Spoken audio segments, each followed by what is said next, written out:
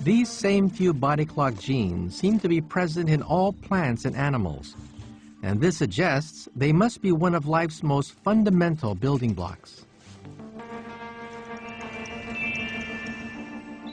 For me, I find it absolutely astounding that the biological clocks ticking away in my body are about the same as those of the grunion.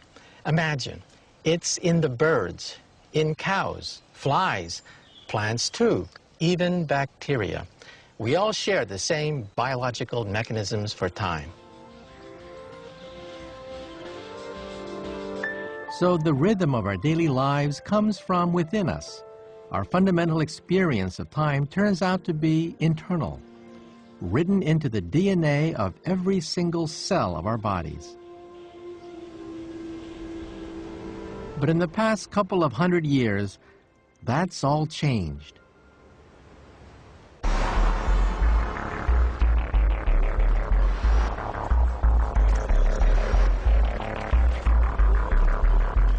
The rule of nature has been replaced by the rule of machines.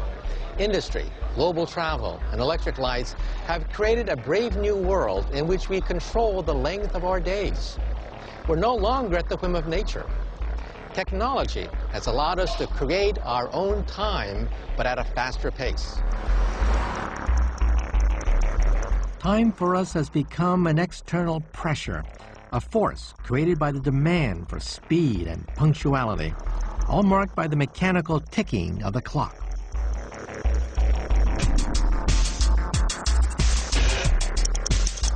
Historian Stephen Kern calls it public time. The great development is the increasing sense of public time. People's lives become much more punctual, much more temporally regimented, and almost dominated.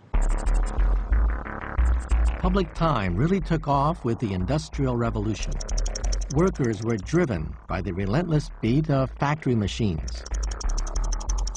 All of a sudden, time was money. Time became very dominant in the workplace following the work of Frederick Winslow Taylor, who in 1881 began his scientific management studies. He observed an expert brickmaker, broke down every motion into efficient units, reconstructed them, timed them so that each unit of production had a specific time that had to be satisfied, and then imposed that model on all other workers. With the rise of new high-speed technologies, public time began to move into all aspects of life.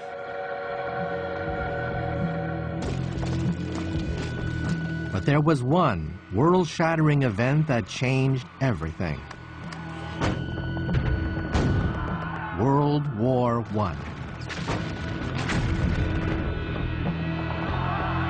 The huge numbers of people involved required unprecedented coordination in time. If one platoon popped up a little bit early, they would be cannon fodder. So it had to be coordinated very, very precisely. To effect this, headquarters sent out watches synchronized at headquarters so that everyone had a watch running at the exact same time. The watch was really a part of their weaponry, in a sense. They had to be there at the exact same time. Prior to this war, wearing a wristwatch was thought to be feminine. During the war, it was a matter of life and death. The Great War was a turning point. Now, everyone carried time pressure on the end of an arm.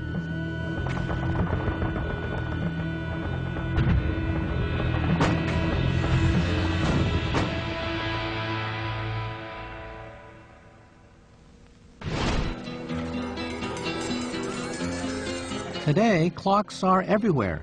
They rule our every moment, marking the passage of every second. The pace of life seems to be accelerating faster and faster. Constantly aware of the ticking of time, speed has become crucial to everything we do.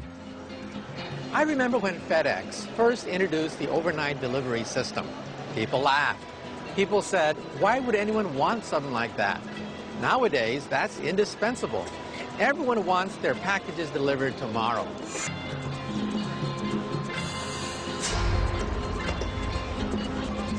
So I would imagine that our pace of living today would be absolutely terrifying to someone just 100 years ago. Now, from dawn to dusk, we are driven by time, by what feels like an external force relentlessly ticking off the seconds and minutes of our lives. But could even our sense of the march of time ultimately come from inside of us?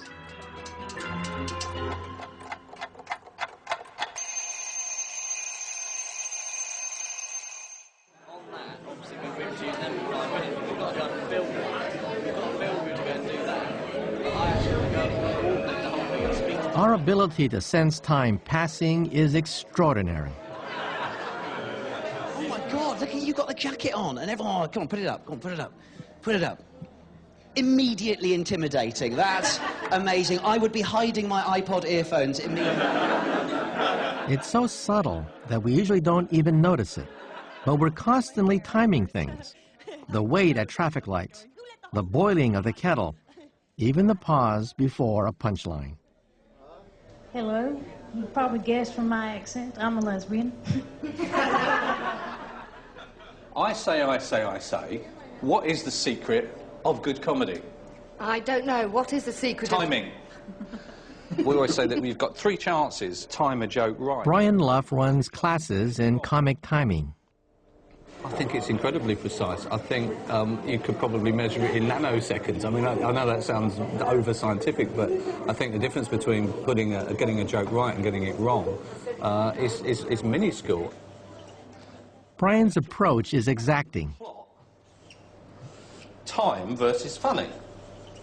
There's funny, there's time. Now, what we're looking for in, say, a 3-minute sketch is for the funny to escalate at exactly the right speed. You can say the line too early, you can say it too late, but you've only got one chance to say it right. So the odds are stacked against you right from the word go when you're actually talking about placing a punchline in just the right place. Aaron is new to stand-up comedy and is learning to get his comic timing right. Got any agoraphobics here today? No? That's all right then. Went out with an agoraphobic once. Well, I say out. Tonight, Aaron will be performing his repertoire of jokes for the very first time in front of a real audience. I think Aaron's act tonight will stand or fall on his timing. I think a lot of his material is very timing-based, and I think if Aaron is relaxed enough to actually just let time pass while he's on stage and not hammer through it, but let the audience relax, listen to what he's saying, then I think he'll do very well. Please put your hands together and welcome all the way to the stage Mr. Aaron Wright. Good evening.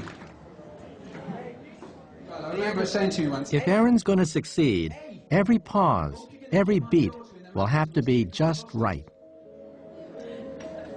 I've been seeing this librarian girl for a couple of years now. You see, her mum was from Liverpool, so I had to be really careful about doing Scouse jokes. You know, in case she nicked them.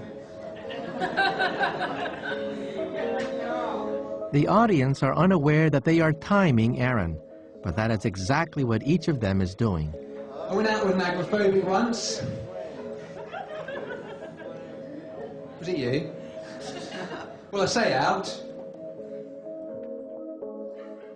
Hey, that's enough for me. Thank you very much. Good night. So Aaron set up that lovely agoraphobia joke that we saw him do in the workshop, and unfortunately someone in the audience said something, and it just distracted him. I went out with an agoraphobic once.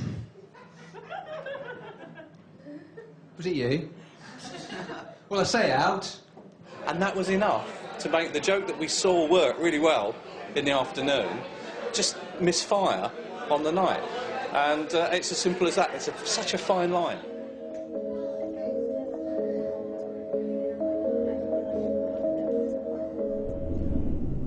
It seems we all have a sense of time passing, and how much. Even in a completely empty environment, in the absence of any information, we still have this ability. It's like a sixth sense. So there's something going on inside of us, something in our mind that allows us to judge the amount of time passing. And scientists have asked the question, how do we do this?